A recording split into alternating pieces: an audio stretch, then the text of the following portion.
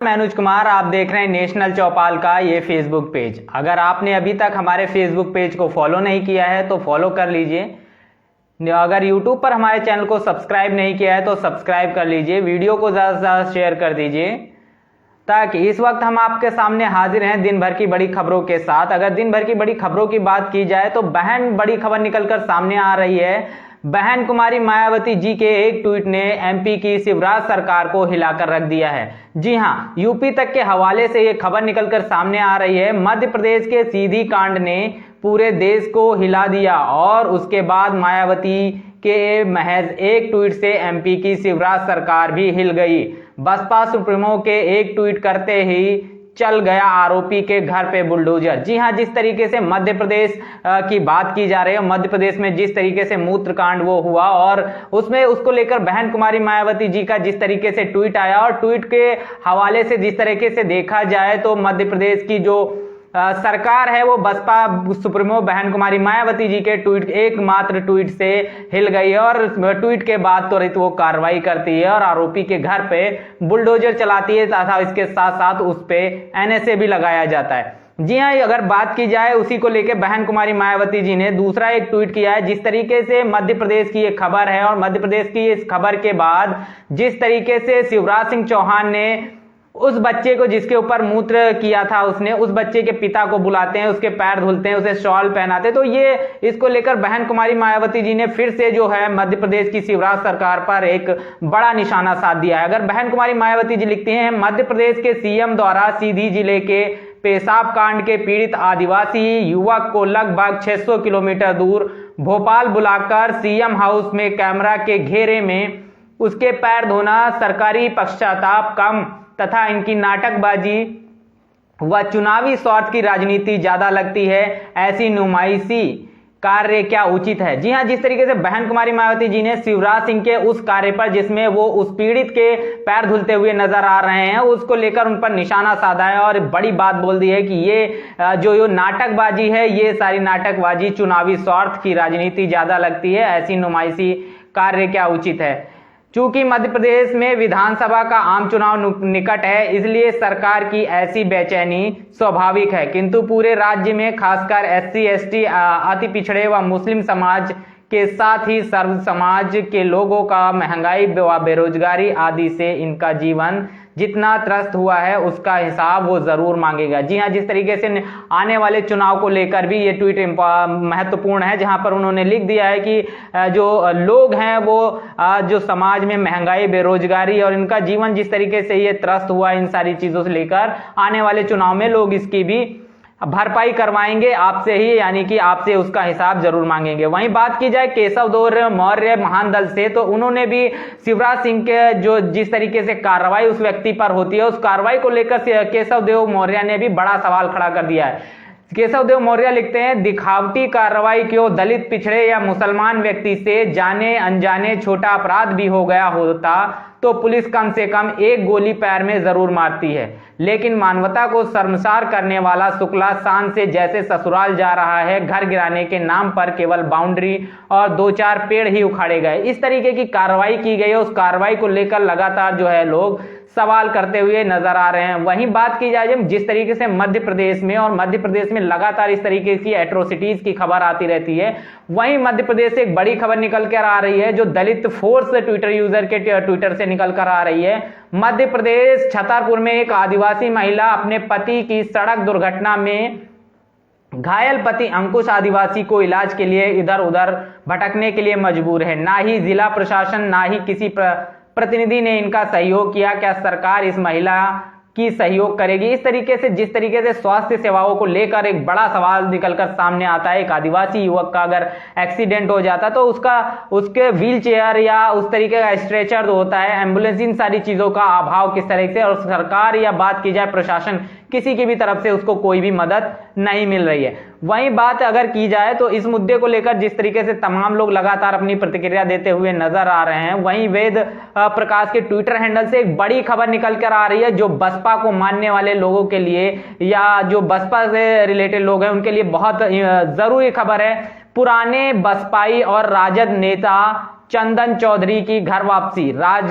Rajgir cadre camp में पुनः बसपा में शामिल हुए प्रदेश प्रभारी अनिल कुमार पटेल ने दिलाई सदस्यता। जी हां, जिस तरीके से पुराने बसपाई जो कार्यकर्ता थे वो कहीं ना कहीं इधर उधर पार्टियों में चले गए थे, अब उनकी घर वापसी शुरू हो गई है। उसी को लेकर जैसा बात की जाए, वो बता रहे हैं कि बसपा और राजद के नेता चंदन चौधरी की घर वापसी हो गई और राजगीर कैडर कैंप में उन्हें फिर से बहुजन समाज पार्टी की सदस्यता दिलाई गई है।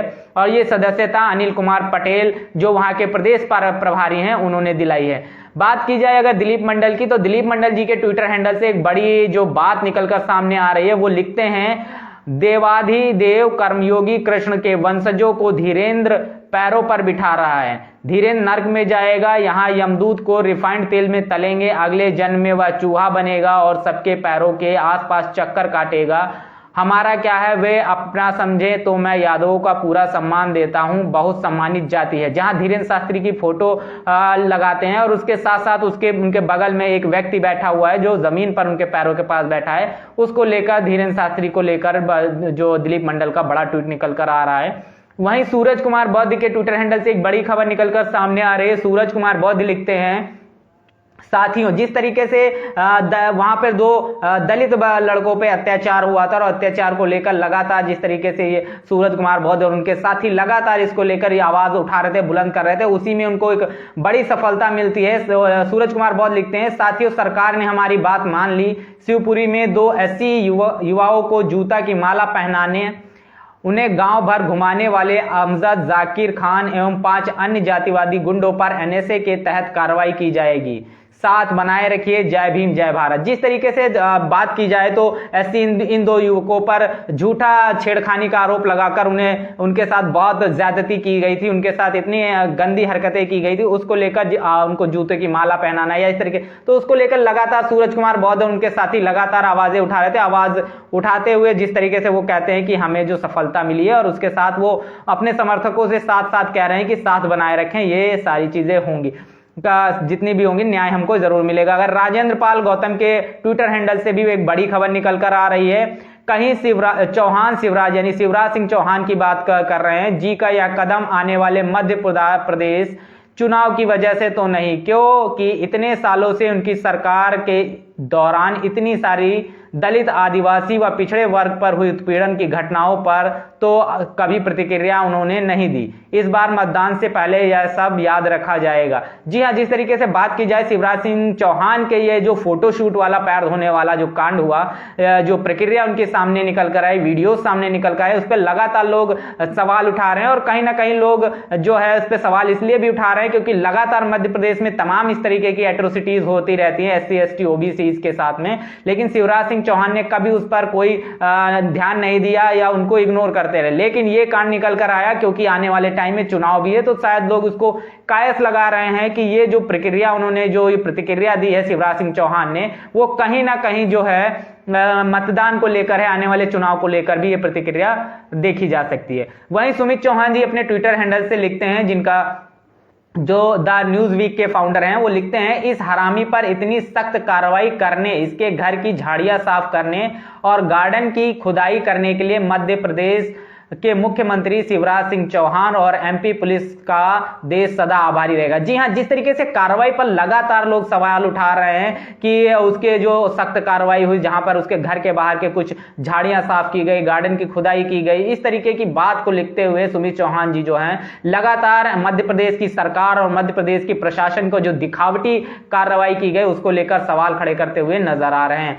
वहीं बात की जाए जिस तरीके से कन्हैया अंबेडकर जी के ट्विटर हैंडल से एक उसी बहन कुमारी मायावती जी के ट्वीट को लेकर एक बड़ी प्रतिक्रिया इनकी भी आती है। जो लोग कहते हैं कि बहन मायावती जी केवल ट्वीट करती हैं, एक ट्वीट की ताकत देखिए। जी हां, जिस तरीके से बहन मायावती जी पर ट्विटर की राजनीति करने के आरोप लगते हैं, लेकिन उनके ट्वीट में कितना दम है और कितनी पावर है उनके ट्वीट में, ये जो प्रकरण हुआ इस पर बहन मायावती जी के ट्वीट आने के बाद ही, उसके चंद घंटों के बाद ही तुरंत जो बहन कुमारी मायावती जी जो कार्रवाई की मांग करती हैं वो कार्रवाई हो जाती है। तो ये जो ट्वीट है वो उन विरोधियों के लिए एक तमाचा भी साबित होगा। और आगे कन्हैया अंबेडकर जी लिखते हैं, माननीय बहन जी के एक ट्वीट जो उन्होंने सुबह ट्वीट किया और दोपहर को बुलडोजर चल गया, इसलिए कहते हैं ताकतवर बनो, गिड़गिड़ाने से केवल भीख मिलती है। बहन जी का हमारे बीच होना ही एक ताकत है। अपनी नेता बहन जी पर हमें गर्व है। जी हां, जिस तरीके से लगातार लोग बहन जी के समर्थन में, उनके ट्वीट के बाद जिस तरीके से लोग लगातार उनके ट्वीट की अहमियत को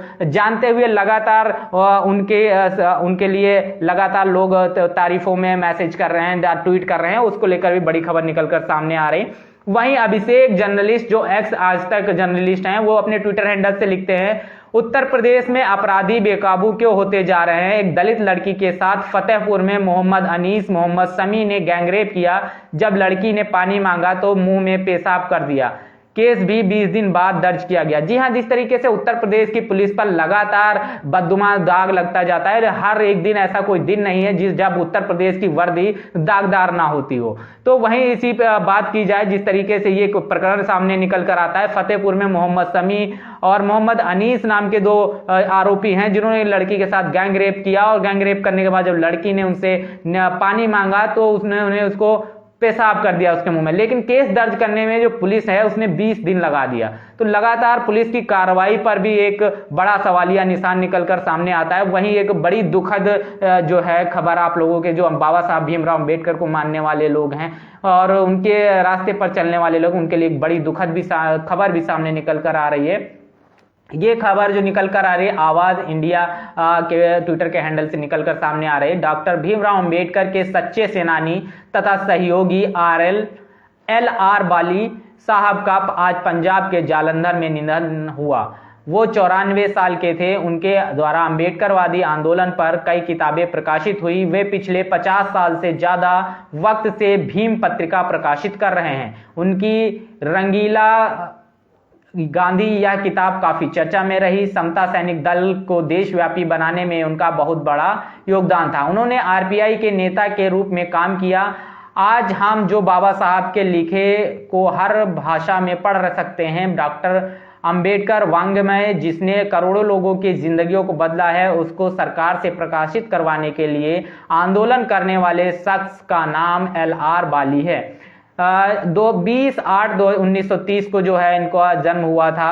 और इसके साथ साथ जिस तरीके से इनके निधन की खबर आ रही है आगे, तो जो BRR बाली थे, उनका लगभग 6 साल बाबा साहब के ये संपर्क में रहे थे और उन्होंने समाज की उन्नति के लिए अपना समूचा जीवन समर्पित कर दिया। ऐसे महान योद्धा को विनम्र अभिवादन किया जाता है। जी हाँ, जिस तरीके से बात की जाए, ये दुखद खबर जो आ रही है वो पंजाब से आ रही है और पंजाब में जहां RL बाली जी का जो है निधन हो गया है, जो बाबा साहब के साथ रहे हैं, लगभग 6 साल उनके संपर्क में रहे हैं और तमाम समाज के लिए उन्होंने अपना जीवन न्यौछावर कर दिया। वहीं अभिषेक जर्नलिस्ट एक्स जो आज तक हैं, उनके ट्विटर से एक बड़ी खबर निकलकर सामने आ रही है, जहां पर बजरंग दल वाले किसी एक प्रिंसिपल को पीटते हुए नजर आ रहे हैं, कपड़े फाड़ दिए हैं और हर हर महादेव के नारे लगा रहे हैं। पूरे की घटना है। पीटने वालों ने कहा कि प्रिंसिपल स्कूल में ईसाई प्रार्थना करवा रहे थे, स्कूल ने कोई शिकायत नहीं की है।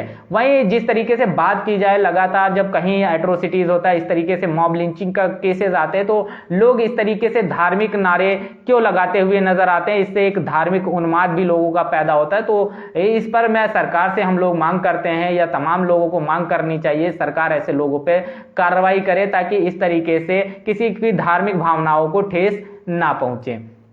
वहीं बात की जाए द न्यूज वीक की, तो बड़ी खबर निकलकर सामने आ रही है। कैलिफोर्निया राज्य में जाति आधार पर भेदभाव को बैन करने वाले बिल SB 403 को असेंबली जुडिशरी कमेटी ने भी पास कर दिया है। कमेटी ने SB 403 8-0 से पास कर दिया, यानी कि पूर्ण बहुमत से ये पास कर दिया गया है ये बिल, जिस तरीके से सामने। वहीं बात की जाए बसपा सांसद इंजीनियर रामजी गौतम के ट्विटर के हवाले से एक बड़ी खबर निकलकर सामने आ रही है। नागनाथ और सापनाथ ने दलित और आदिवासियों को लंबे समय से डसा, जिससे इन वंचित में ताकत नहीं है। MP में आदिवासी महिला को जलाकर मार दिया। नीमच में आदिवासी को ट्रक में बांधकर खींचकर मार दिया। शिवानी में आदिवासियों को घर से खींचकर पीट कर मार दिया। अब आपके पैर धुलने से कुछ नहीं होने वाला है। जी हां, जिस तरीके से उन्होंने तमाम घटनाओं का बखान किया है और इन सारी घटनाओं पे शिवराज सिंह चौहान ने कभी कोई ध्यान नहीं दिया। लेकिन जब ये